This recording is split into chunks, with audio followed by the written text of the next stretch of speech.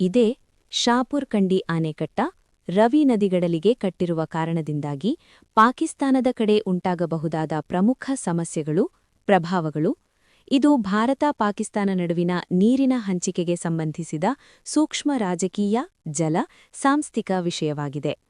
1. ರವಿ ನದಿಯಿಂದ ಪಾಕಿಸ್ತಾನಕ್ಕೆ ಬರುವ ನಿರಂತರ ನೀರಿನ ಪ್ರವಾಹ ಕಡಿಮೆಯಾಗಬಹುದು.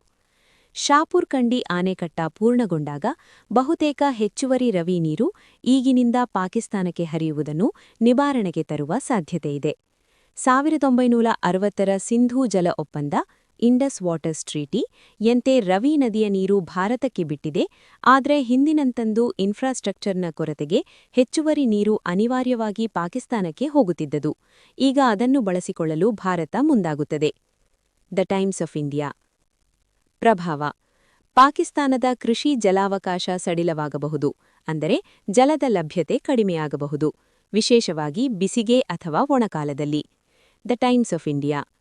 ನೀರಿನ ನಿರಂತರ ಪ್ರವಾಹ ಕಡಿಮೆಯಾಗುವುದರಿಂದ ಪಾಕಿಸ್ತಾನದ ಕೆನೆಲ್ ವ್ಯವಸ್ಥೆ ಅಥವಾ ಕೃಷಿ ರೈತರಿಗೆ ನೀರು ಪೂರೈಕೆ ಸಮಸ್ಯೆ ಎದುರಾಗುವ ಪ್ರಶ್ನೆಗಳು ಉದ್ಭವಿಸಬಹುದು. www.ndtv.com. 2. ನೀರಿನ ಹಕ್ಕುಗಳ ಕುರಿತ ಭದ್ರತೆ ಇತಿಹಾಸದ ಒಪ್ಪಂದಗಳ ರಾಜಕೀಯ ಗೊಂದಲ.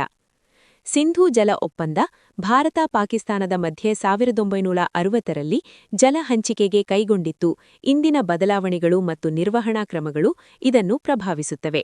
ಇತ್ತೀಚೆಗೆ ಭಾರತ ಈ ಒಪ್ಪಂದವನ್ನು ಮಧ್ಯಂತರ ಸ್ಥಗಿತಗೊಳಿಸಿದ್ದುದರಿಂದ ಪಾಕಿಸ್ತಾನ ಇದರ ಪರಿಣಾಮವಾಗಿ ಜಲ ಹಂಚಿಕೆ ಧೋರಣೆಗಳಲ್ಲಿ ಅಸಮಾಧಾನ ವ್ಯಕ್ತಪಡಿಸುತ್ತಿದೆ. www.ndtv.com.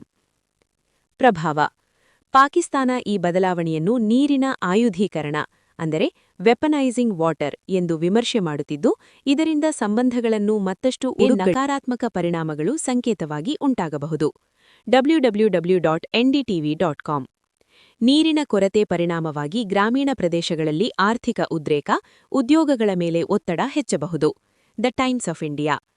ಸಾರಾಂಶ: ಶಾಪುರ್ ಕಂಡಿ ಆನೆಕಟ್ಟ ಮುಖ್ಯವಾಗಿ ಭಾರತದ ಒಳಗಿನ ಜಲ ಸಂಗ್ರಹಣೆ, ಕೃಷಿ ಮತ್ತು ನದಿಯ ಸಂಪನ್ಮೂಲ ಬಳಸಿಕೆಗೆ ಉಪಯುಕ್ತವಾಗಿದೆ, ಆದರೆ ಇದರಿಂದ ಪಾಕಿಸ್ತಾನಕ್ಕೆ ಪೂರೈಸಲ್ಪಡುವ ರವಿ ನದಿ ನೀರಿನ ಮಾತ್ರೆಯನ್ನು ಕಡಿಮೆ ಮಾಡಬಹುದು. ಇದು ದೀರ್ಘಾವಧಿಯಲ್ಲಿ ಪಾಕಿಸ್ತಾನದ ನೀರಿನ ಭದ್ರತೆ, ಕೃಷಿ ಉತ್ಪಾದನೆ ಮತ್ತು ರಾಜಕೀಯ ಸಂಬಂಧಗಳ ಮೇಲೆ ಕೊಂಚ ಸಂವೇದನಾಶೀಲ ಪರಿಣಾಮ ಉಂಟುಮಾಡುವ ಸಾಧ್ಯತೆಯಿದೆ. The Times of India. ಬೆಳಗಾಗಬೇಕಾದರೆ ನೀವು ಇಂಡಸ್ ಜಲ ಒಪ್ಪಂದ, ಇಂಡಸ್ ವಾಟರ್ಸ್ ಟ್ರೀಟಿ ಬಗ್ಗೆ ವಿವರವಾದ ಮಾಹಿತಿ ಬೇಕೆಂದು ಕೇಳಬಹುದು.